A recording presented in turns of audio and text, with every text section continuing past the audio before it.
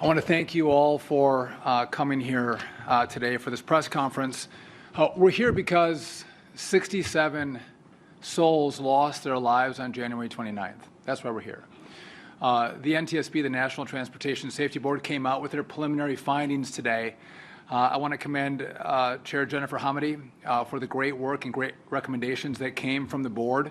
And I want to talk about their recommendations on how we're going to learn from this crash, but also their investigation and their recommendations. So first off, I want to talk about Route 4. That is the route that helicopters take on the Potomac River right off of runway 33. That's where this crash took place. And so I thought Chair Hamady, if I can bring up the graphic here, made an incredibly important point in her press conference. And in her graphic, you can see 0 at the bottom would be runway 33. If you go to the left to 4,000, that is the eastern edge of the river by the embankment. If you go up 200 feet, you are only 75 feet away from a landing aircraft. So at best, we're in a situation where we're threading a needle allowing helicopters to fly down the same airspace as landing aircraft. And why this information wasn't studied and known before January 29th is an important question. But based on that information and this crash, we are going to continue with our restrictions on Route 4 here. So about 36 hours after the crash, we restricted this airspace. And we're going to continue with those restrictions. That would be from Haynes Point to the Wilson Bridge. Again, this is the area right off of runway 33 where the crash happened. We're going to have a notice to airmen with the specific guidelines on how they're going to fly this route. I talked to Secretary Pete Hegseth earlier today, talked about giving the military, the DOD, a route around this restricted airspace, which I think the military is going to be fine with. We will have exclusions for presidential air travel, vice presidential air travel. If there's a life-saving mission or law enforcement, we'll have exclusions for that, and we'll take the appropriate action at DCA to shut down air travel to make sure we don't have, again, helicopters and airplanes crossing paths. So this is going to continue into the future, again, making sure air travel at DCA is safe. Want to also talk about another point that Chair Hamady brought up, that over the last 2.5 years, there have been 85 near misses or close calls. And that is close calls that are within 200 feet of vertical separation and 1,500 feet of lateral separation. Incredibly close for aircraft, 85 of them. I think the question is, when this data comes in, how did the FAA not know?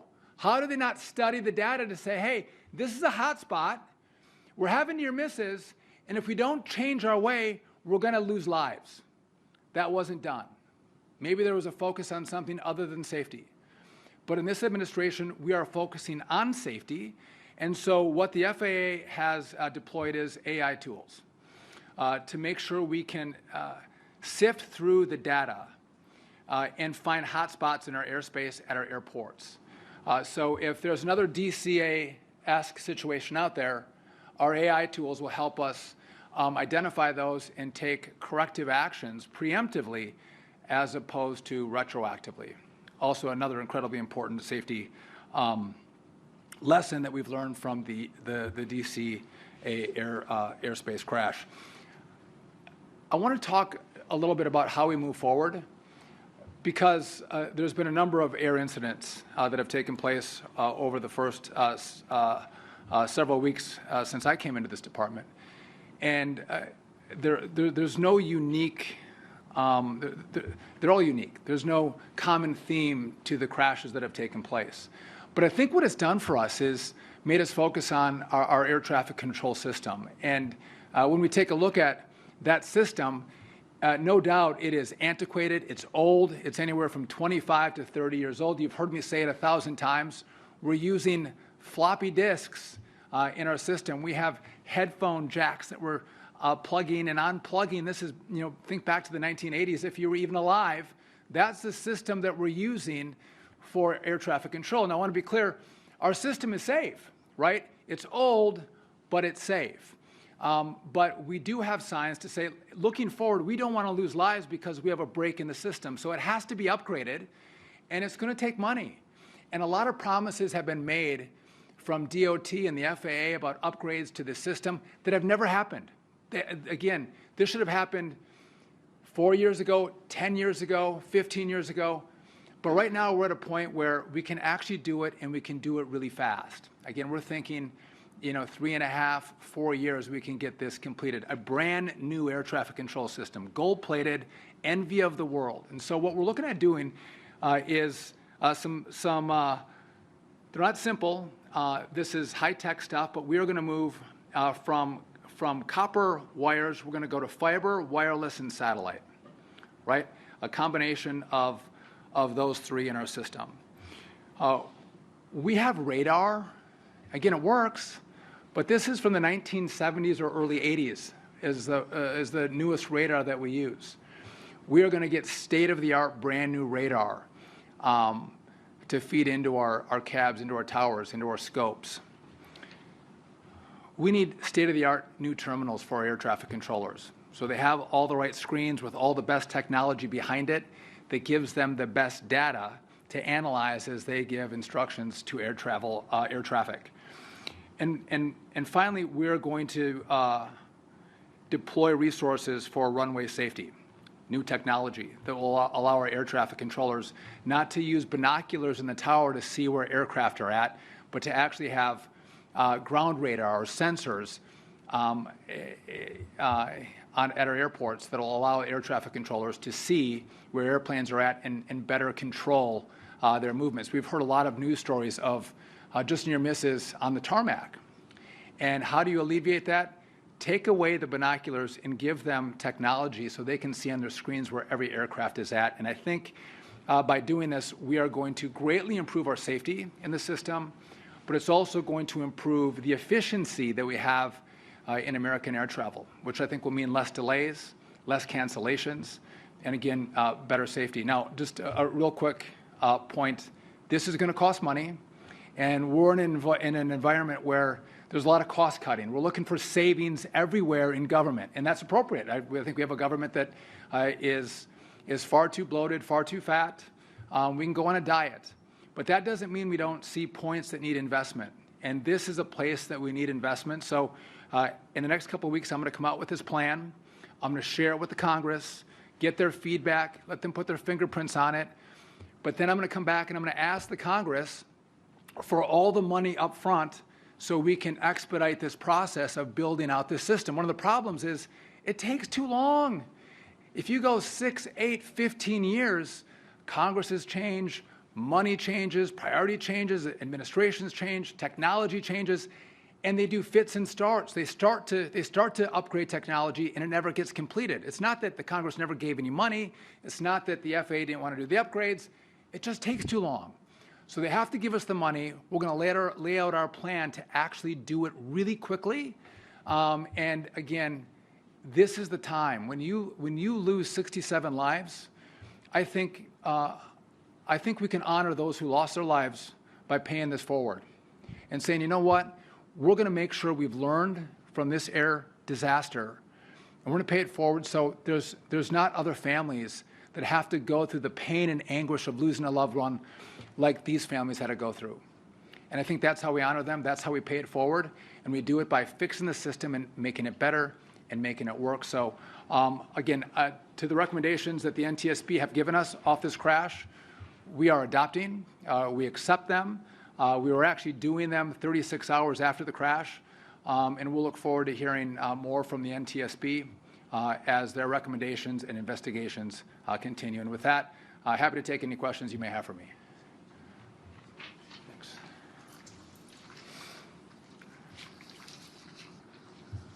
Yes.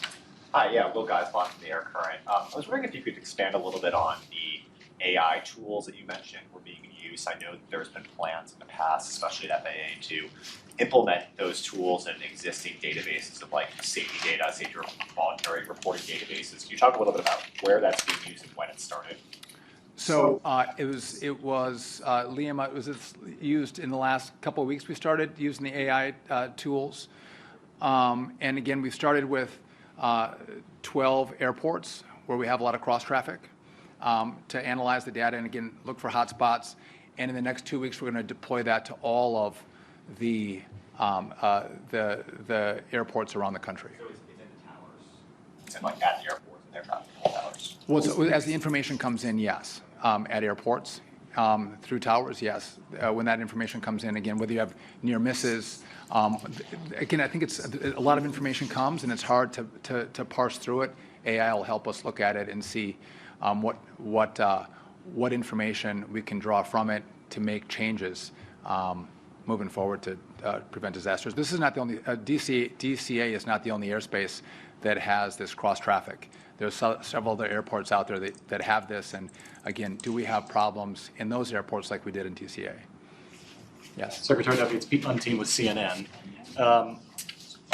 When you think about the fact that the NTSB says there was 15,000 close calls over a 3-year period, 85 of them very close, how upset does that make you? And does it say that the FAA should have been looking at some of that more closely, because a lot of that sounds like it was publicly available data?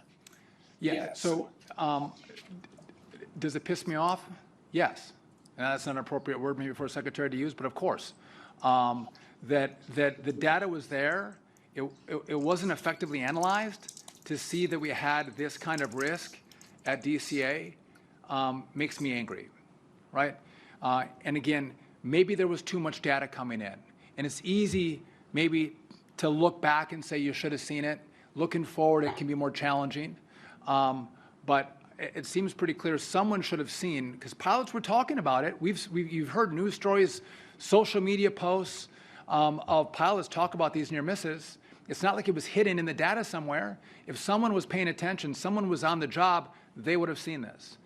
And so, again, this is a lesson for us to use the best tools possible today that we have available to us to analyze the data, and that's why we started to use AI. Quick follow-up. You talk a lot about speed when it comes to the FAA and changing the FAA, but I think those who have been indoctrinated there for a long time might say that's a dangerous thing because you don't want to sacrifice safety. So how do you find a happy medium there, and do you worry about maybe introducing some sort of danger here? So it's a good question. So speed versus safety. That's a wonderful question. And again, I could say you don't move fast and you don't have new technology, right? You're really safe with 1960s technology in our towers. I would say that's not a good solution. And so if you look at building out fiber, using wireless, using satellites, that can happen at the same time as we're still using our old fiber network, right? We're building it out. We can, in many places, we can put up our new radar at the same time we're using the current radar. It'll take some time to switch over, but we can do those two things at the same time. After fiber's laid, we can then come on the backside, choreographing how we do it and start building out our terminals for air traffic controllers, right? So it has to be, many things can happen at the same time, but other things have to be choreographed. And again, the switchover and the training that goes into it is going to have to be done right, but we can't continue with the same system, right? And the reason it's not done is not because of money, not because there wasn't a will, but because we get killed by time. So you have to move fast. And you can train. Listen, it's America. 4 years is still a long time to do this. To get people trained up, to get the technology deployed to build the state-of-the-art air traffic control system, I think we can't accept anything but that. Yes? Hi, Secretary Duffy. Ali Versprell from Bloomberg News. You previously on Fox mentioned an 18-month time frame for rebuilding the air traffic control system. And right now you talked about 3.5 to 4 years. Can you kind of clarify what you're hoping to get done in 18 months versus the multi-year timeline? The question was 18 months to now 3.5 years. What happened? Listen, I'm not going to do it. We're not going to do a partial. We are going to give you a brand new system, the best of the best, state of the art, and I think we're America. We deserve that. We should have that. So I'm putting everything in to give America the best air traffic control system possible. And again, I think the American people want it, and I think the Congress wants it. and I'm going to give them a plan that'll show that we can do it. Yes. Secretary Duffy, Dave Shepardson from Reuters. So are you going to maintain all the existing restrictions on helicopters at DCA? And can you talk about the fact that the helicopter was not using ADSB out, and whether you want the military to use that safety system on routine training missions? And just on the congressional side, the Prime Administration asked for $8 billion. It sounds like what you're talking about is something much higher than that to get a new system and address all the antiquated parts of the. So it's going to be a lot of money, but in regard to how Washington spends money, I think it's going to be a pretty reasonable number. And again, I'm all for efficiencies and slimming down the size of our government, but there are things you have to invest in, and we'll try to do it as cost effectively as possible. But it'll be tens of billions of dollars to fix it, I believe. And again, the Congress sends the money. The Congress, there are smart legislators who understand this space very well, and we'll look for their feedback. Also, with regard to the communication systems that the DoD uses, that's additional conversations we have to have with them about what they should deploy when they fly in civilian airspace. In terms of the existing restrictions, are you maintaining all the current restrictions on helicopters? Yes, we are. We might make some modifications. Again, as this was 36 hours after the crash, so now with the report, I want to make sure that we have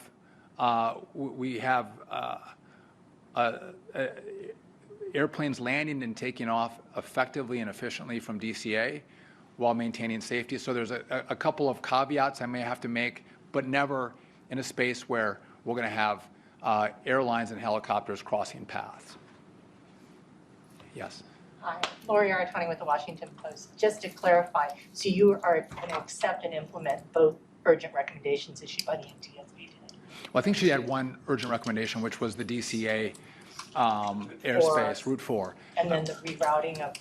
That's right. So as part of blocking off Route 4 between Haynes Point and Wilson Bridge, we'll give another pathway for aircraft to go around.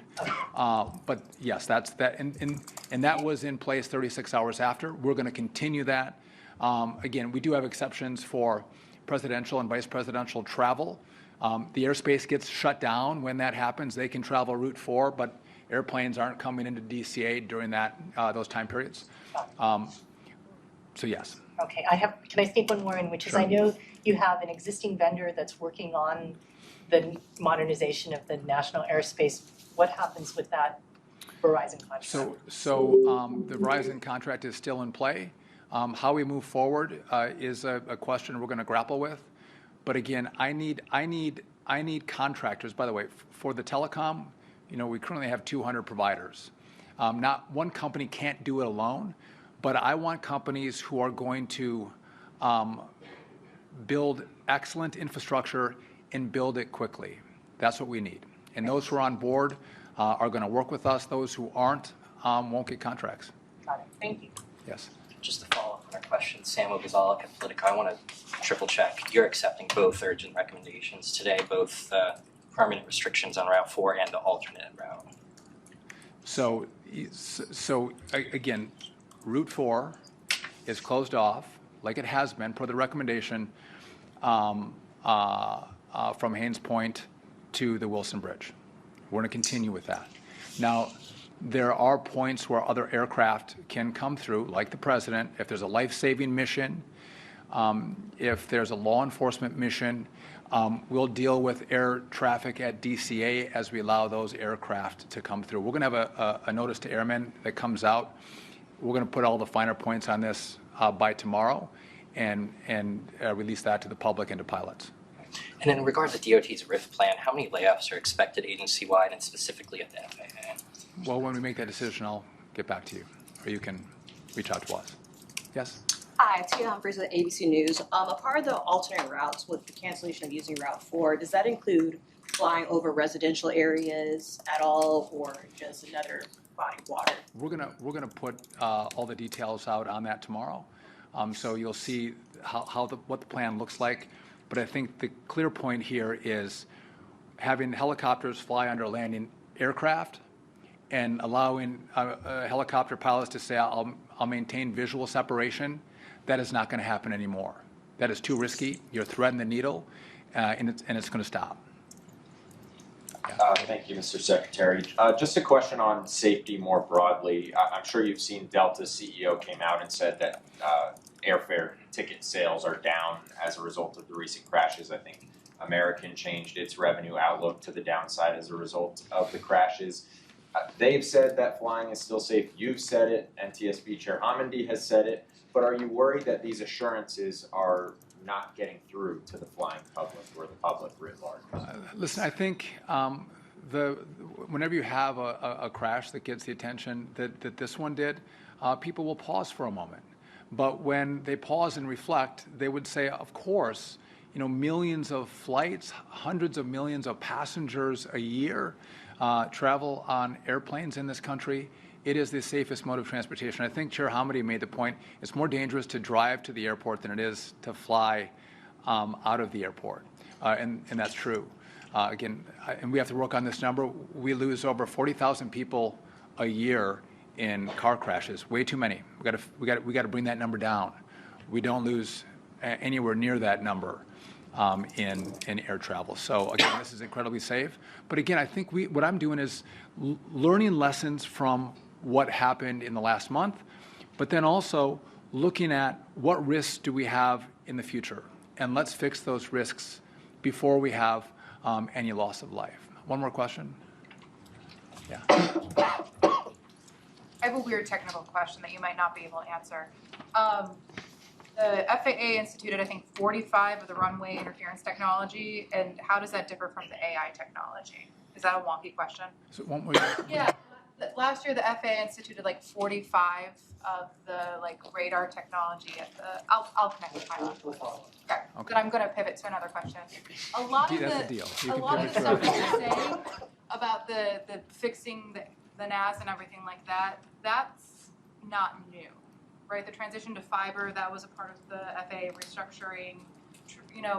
What's new here? Is it just that this is the time to actually, you've got the momentum, let's do it? So a couple things are new. We're going to do it all at the same time, right? That doesn't mean we'll switch over all at the same time, because I think CNN asked or made the point that can be risky. We want to make sure we train and have a smart switchover, but we're not doing a step-by-step approach, right? And to your point, you'd say, well, let's look at next gen. We already said we're going to do it. Well, look at the space. Talk to an air traffic controller. Talk to pilots. Talk to CEOs of airlines. It hasn't been done. And so our mission is to have, and I've made this call, and I've had a lot of feedback. I want some of the best engineers, some of the best minds in America to help us think through how we can do this really quickly. Again, we can lay fiber. It can be done quickly, but those who lay fiber can't put us at the back of the line. We can't come before every other customer that they have. They should put us at the front of the line to make sure they do our work first. And again, with that kind of focus, I think the promises that have been made for over a decade that have never come to fruition can actually happen. And again, I would just note that President Trump moves at a different speed, and he brings in different talent to help accomplish the goals of his administration, and we're going to tap into that talent. Southwest did a 2-year upgrade of their system. Huge overhaul. They had an old system as well. And I've talked to the CEO of Southwest, and he said, I'll share with you what I did right. I'll share some of the mistakes that we made so you won't make them yourself. But the whole industry is cheering us on to make this happen. And again, I want to use the taxpayer money well, but we don't want to shortchange this effort. This is a moment in time that we can pay these lives forward and fix a system that was broken, and again, do it quickly. One more. On Verizon, you said the contract's in play. Do you anticipate that $2.4 billion contract to Verizon being renegotiated? Could you see part of it going to Starlink or some other company? So I need action. I need people to move. I need, if we have a $2.4 billion contract, I want the fiber in the ground. We're over a year into that contract, and how far along are we? That's the question. And so I want companies that want to move fast and build this out. I can't wait 10 years. You can't wait 10, the American people can't wait 10 years or 12 years to lay fiber. We have copper right now. And so I need companies that are going to move at the speed of Donald Trump. And those that want to do it, they want to put the effort in and say, we're the company that can do this for you and with you. Those are the companies that I want to hire. And now, may that be Verizon? Maybe. But if I'm looking back, they're not moving fast enough. I need companies that are going to move fast. And it's not going to be one company. We're going to need a lot of companies to buy in and help build out this system. And so I want to thank you all for coming out. Stay tuned. 10 days, 2 weeks. We're going to roll this out, give it to the Hill, put a price tag on it, and we're going to start the work of building a brand new air traffic control system that will be the envy of the world. And with that, thank you very much.